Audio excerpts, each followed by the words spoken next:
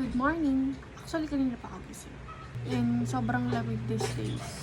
Kaya ayun, nagdadry yung lips ko. Kaya gagamitan ito ngayon. Vaseline Lip Therapy Rosy Lips.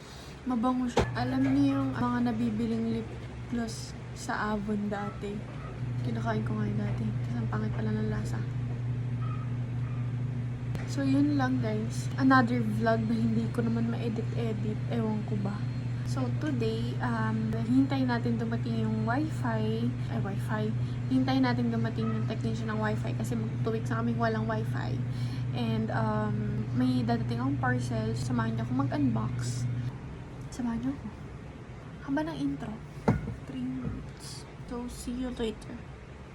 So, ayun, nakaligo na ako. Ayun, dumating na yung parcel natin.